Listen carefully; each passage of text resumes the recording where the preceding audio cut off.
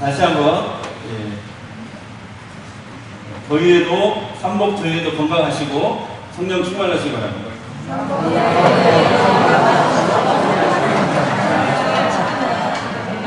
공회전이라는 말이 있잖아요. 공회전은 어떤 기계가 쓸데없이 헛도는 것을 공회전이라고 합니다. 자동차가 공회전한다. 그러면은 앞으로 나가지는 않으면서 이렇게 연료만 축내고 매연이 나와서 주변의 공기만 오염시키는 것입니다.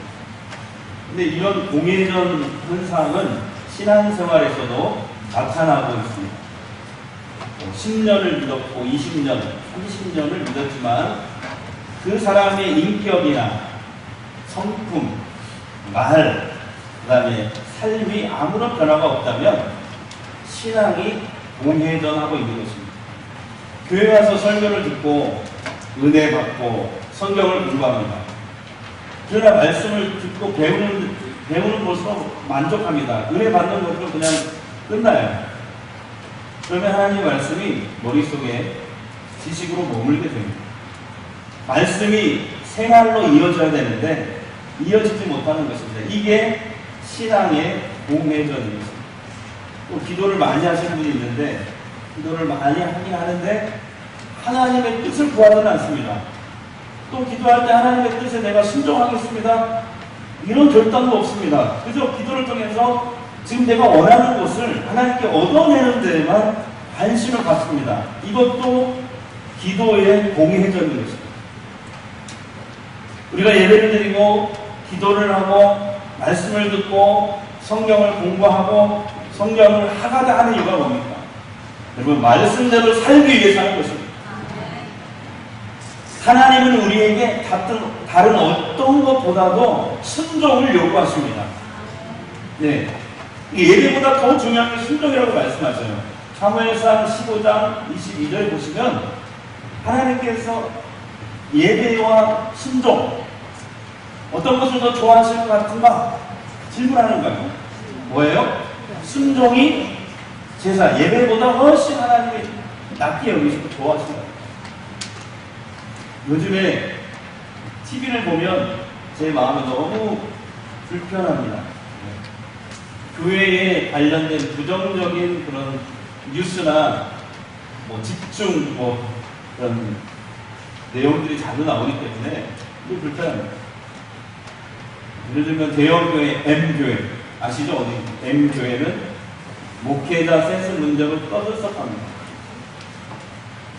지난주에 교단에서 세수금 불법이다 이렇게 결정을 했는데도 불구하고 교인들의 3분의 2가 어떤 일을 결정할 수 있는 선이 3분의 2잖아요. 3분의 2의 교인들이 우리는 교단의 합법을 따르지 않겠다. 우리가 세습하겠다는데 당신들이 무슨 상관이냐. 이런 식으로 인터뷰하는 것이 TV에 나오는 거예요. 교인들이 하나님보다 목사님과 그 아들 목사님을 더 사랑하는 모습으로 비춰져서 참으로 안타깝습니다. 또 한기총 잘 아시는 대표회장님이라고 불리는 전 목사님이라고 분이 계시는데 자주 뉴스에 등장하죠. 목회자로서 정말 조심하고 심사숙고해야 될 이 정치적인 발언 아주 거칠게 청와대 앞에서 교인들이 이끌고 쏟아내고 있습니다.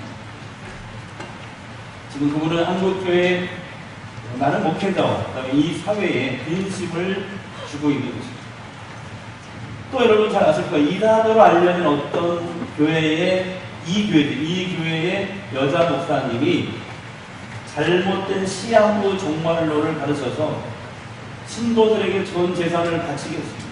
그리고 남태평양 피지섬에 5년간 400명을 이주시켰습니다. 곧 있을 종말을 대비해야 된다는 것입니다. 그리고 신도들이 그 섬에서 빠져나가지 못하게 하려고 타작마당이라는 회개 시간을 만들어서 성도들끼리 서로 구타를 하게 합니다. 심지어는 자식이 부모를 때리기까지 합니다. 그게 TV에 그대로 나오더라고요. 집중 보도를 1시간.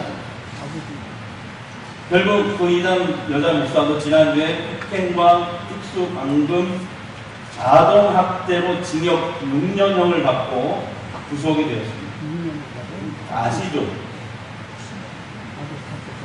문제는 뭐냐면 세상 사람들은 정통과 이단을 구별하지 못한다는 겁니다. 다 한국교회가 다 그런 줄 알아요. 또한 이런 뉴스와 고발 프로그램들을 보면서 교회를 마치 이상한 비정상적인 집단으로 생각해버립니다.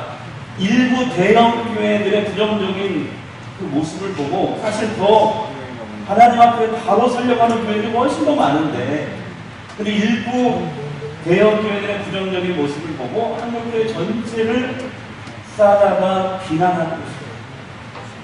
교회는 절대로 가서는 안 되는 곳으로 생각해 버립니다. 잘못된 이런 인식으로 아예 전도가 막혀버리지 않을까 심히 염려가 됩니다. 그런데 한국교회가 이 한국 사회에서 그 신뢰도가 추락하게 된 보다 근본적인 원인이 있다고 많은 사람들이 시작합니다. 그것은 그냥 현상에 불과하고 진짜 근본적인 원인이 있답니다. 한국 사회 속에서 한국 교회가 왜 이렇게 신뢰도가 꼴찌를 달리고 있고 추락하고 있는 거예요?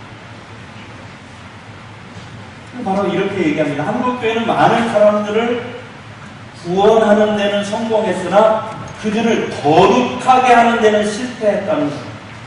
다시 말합니다. 한국 교회는 많은 사람들을 구원하는 데는 성공했으나 그들을 거룩하게 하는 데는 실패했다라고 지적합니다.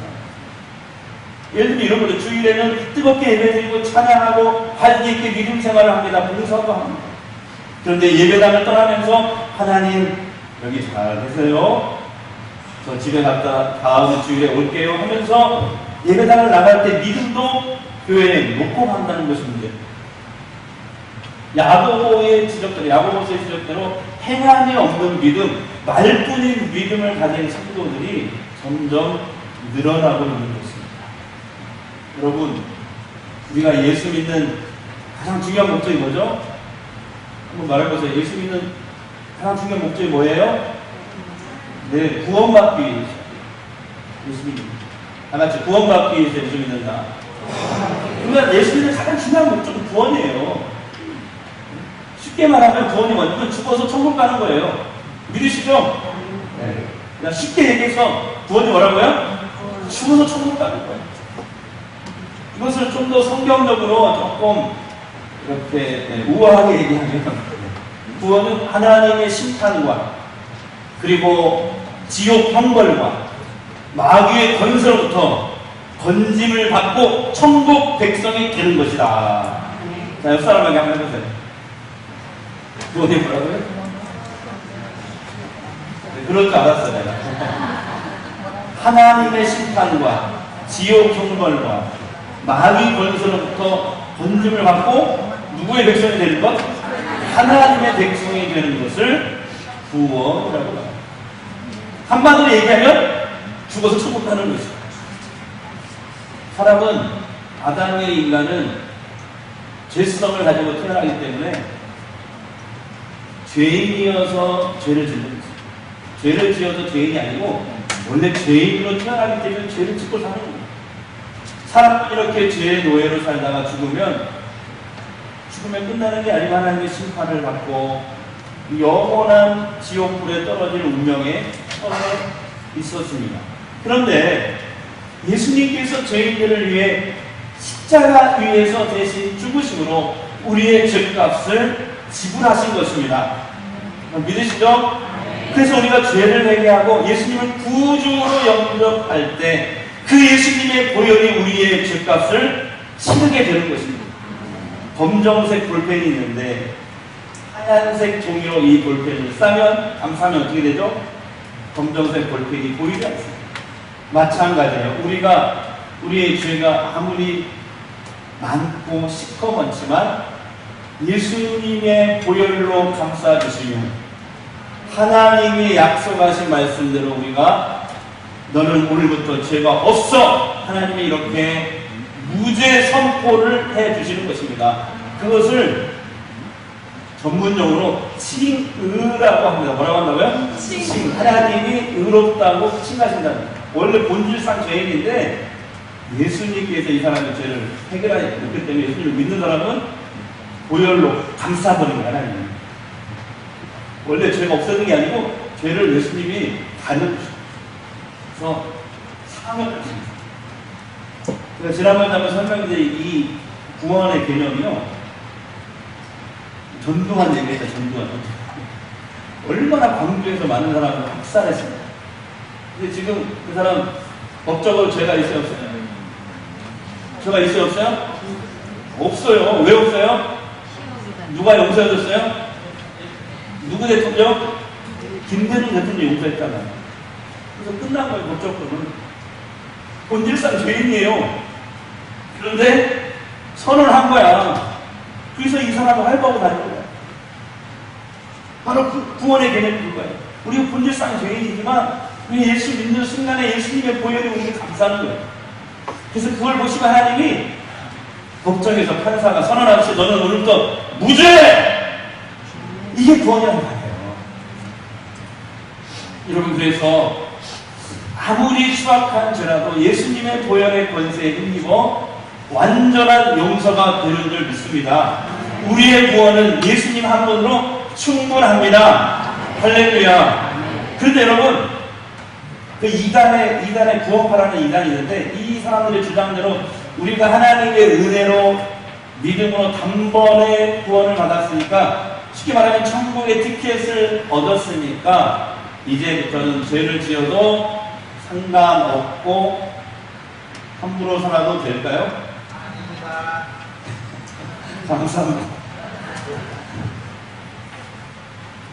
성도들은 구원받은 이후에 어떻게 살아야 될까요? 자, 오늘 본문 말씀 12절을 보겠습니다.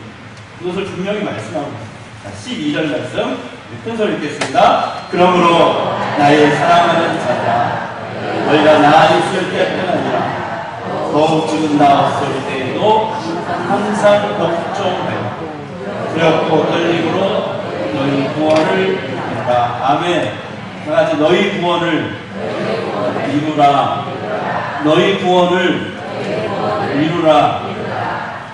오늘 본문 말씀은 예수 믿고 구원받은 성도에게 주시는 말씀이에요. 불신자에게 주는 말씀이 아니에요. 그런데 예수 믿고 구원받은 성도들에게 뭐라고 해요? 구원을 이루래요. 아니, 구원을 이미 받았는데 또 무슨 구원을 이뤄야 됩니까? 네? 예수 믿는 성도 빌립보 교인들에게 주는 말씀이거든요. 구원을 이미 받았는데 또 어떻게 무슨 구원을 이루라는 말씀입니다. 아니, 예수님의 구원이 완전한 구원인데 살면서 다른 뭔가를 추가해야 구원을 받는 건가? 구원을 이루라는 이 말씀을 잘못 해석하면 구원을 얻기 위해서 추가적인 어떤 노력을 해야 된다라고 착각할 수가 있습니다. 그래서 불교나 카톨릭처럼 자신의 어떤 노력, 선행, 시주, 헌금 이런 것들을 추가해가지고 구원을 쟁취해내는 것처럼 구원을 착각하는 사람들이 있다는 거죠. 우리 중에도 분명히 있을 거예요. 내가 뭔가 하나님 앞에 한 게 없는데 구원받았어, 이렇게 생각하고 아니에요. 그러나 분명히 성경은 이렇게 선언합니다. 사람의 노력이나 선행으로 구원을 얻을 수 없다. 구원은 인간의 행위가 아닌 100% 하나님의 은혜로 된다. 구원과 믿음은 하나님의 선물이다. 돈으로도 못 가고 만삭해도 못 가고. 이거 아주 옛날 주일학교 노래인데 해볼까요? 박수 치면서 돈으로 못 가요 하나님 나라. 힘으로 못 가요 하나님 나라. 거듭나면 가는 나라. 거듭나면 가는 나라. 하나님 나라. 믿음으로 가는 나라.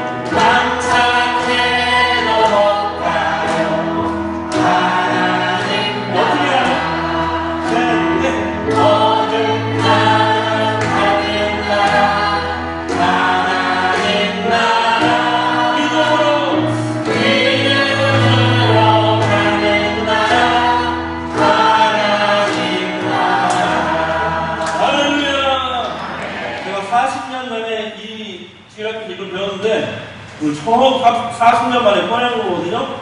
율동이 다 생각나네. 주일학교 교육이 이렇게 중요하거든요. 어렸을 때 정말 중요해요. 다 기억한다는 느낌.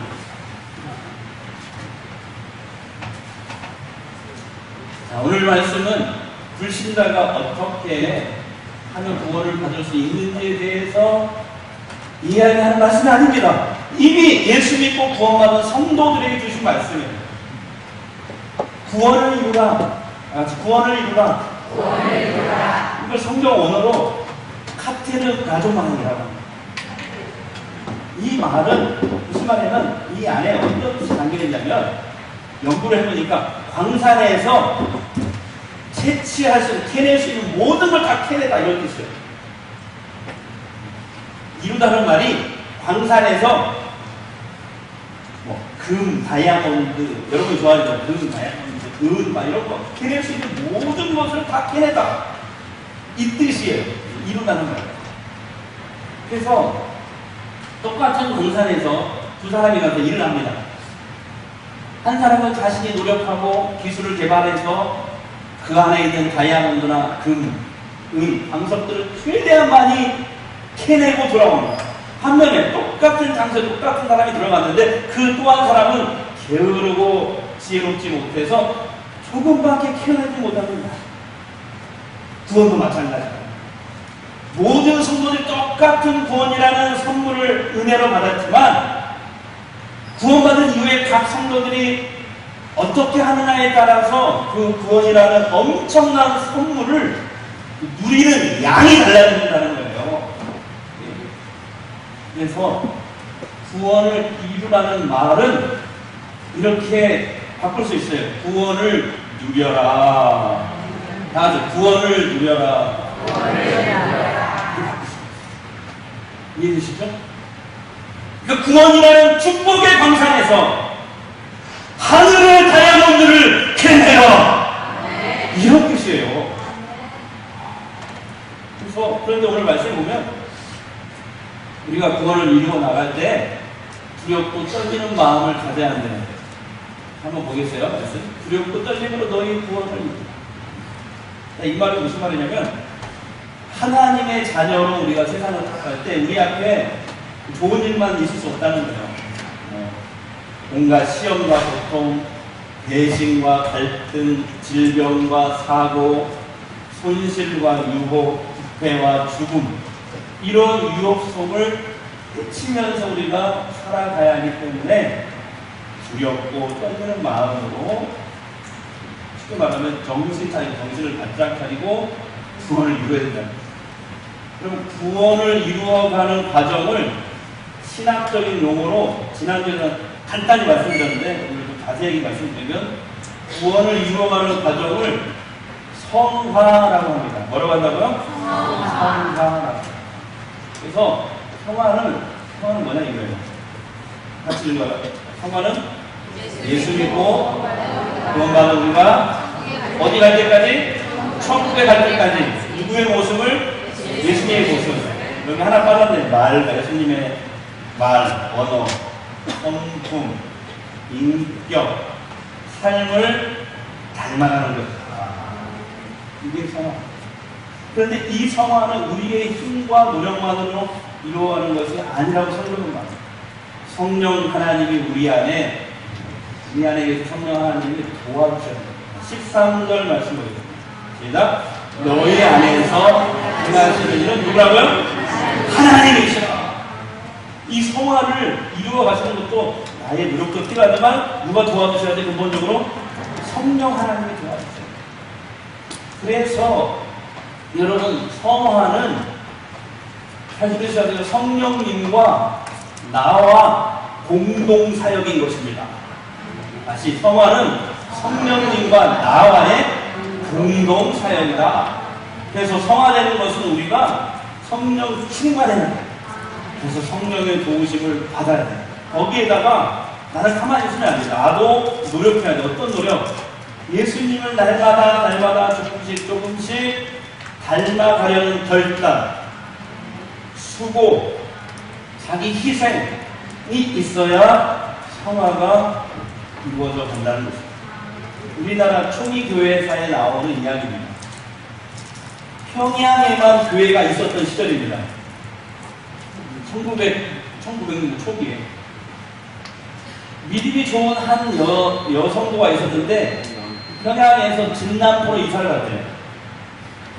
근데 이사를 갔어도 주일 성수하기 위해서 진남포에서 소 달구지를 끌고 평양까지 오는 거예요. 오면서 가면서 주일 성수를 하는데 며칠 걸리냐면 2박 3일 걸린다는 거예요. 토요일날 갔다가 주일날 애들 드리고 월요일날 오는 거예요. 너무 먼 거리가 2박 3일 걸려요. 그러면서 이 여인은 날마다 교회 가서 뭐 기도하냐면 하나님 우리 여기 진남포에도 교회가 생기게 해주세요. 이 기도를 하면서 주일 성수를 하는 거 2박 3일. 어느 주일날 이제 주일을 지키기 위해서 평양으로 가는데 달구지에 두 아들을 싣고 어린 아들을 싣고 갑니다.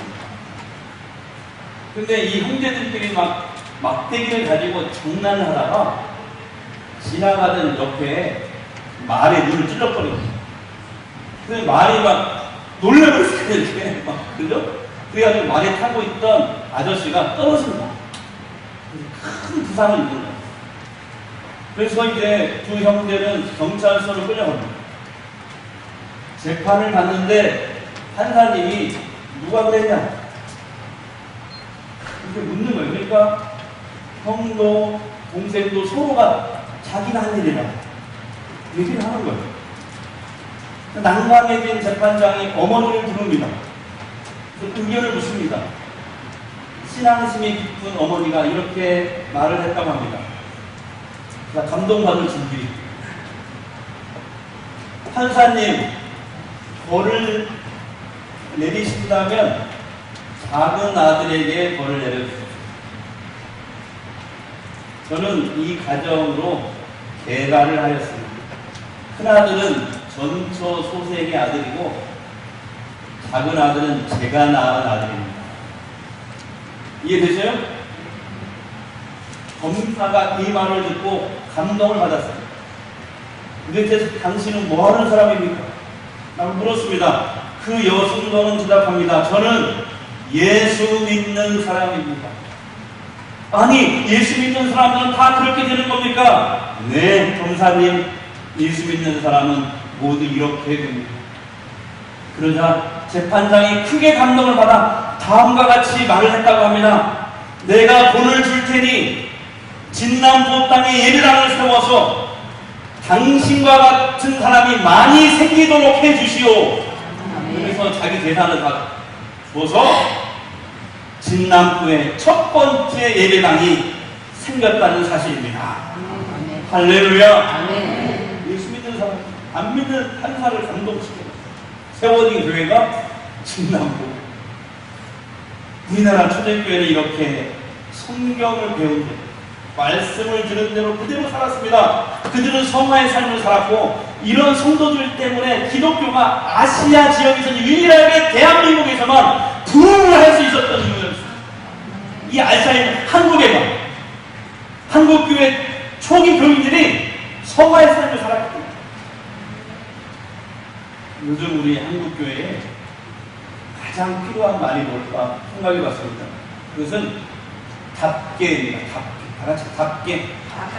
무슨 말이냐면 목사, 장로님, 권사님, 집사님, 이렇게 소리가 줄어들어요? 교회, 재밌네. 다시 한번 할게요. 목사, 장로님, 권사님, 여러분이 그래서 얘기하려고 하는데 부끄러우신가요? 왜 이렇게 소리가 성도, 교회, 한국교회가 다시 사는 길은 답게 살아요. 이거는 생활 기독교가 돼요. 한국교회 초대교회들처럼 말씀을 들은 대로 배운 대로 살아내야 됩니다. 예배 드린 대로 살고 믿음이 삶으로, 생활로, 인격으로, 말로 드러나야 되는 것입니다. 그래서 내 삶이 전도가 되게끔 해야 돼요. 여러분, 우리 전주 성광교회는 그런 교회가 됩시다. 이영사 힘차게 외칩니다. 그렇다면 마지막으로 어떻게 우리가 구원을 잘 이뤄갈 수 있을까? 그 뒤에 계속 나오는데 빨리 할게요. 본문이 그걸 분명히 가르쳐줍니다. 첫 번째, 하나님 말씀을 붙들며 그 말씀에 항상 순종하라. 자, 12절 보겠습니다. 12절 16절 보면 항상 복종하여. 그 다음에 16절에는 생명의 말씀을 발표라는 말은 붙잡으라 이런 뜻이에요. 그래서 여러분 우리가 하나님 말씀을 붙들고 그 말씀에 순종해야 예수님을 날마다 조금씩 닮아갈 수 있는 것입니다. 말씀에 순종하는 일이 쉬워요, 어려워요? 근데 어려워요. 쉬운 일이 아니에요.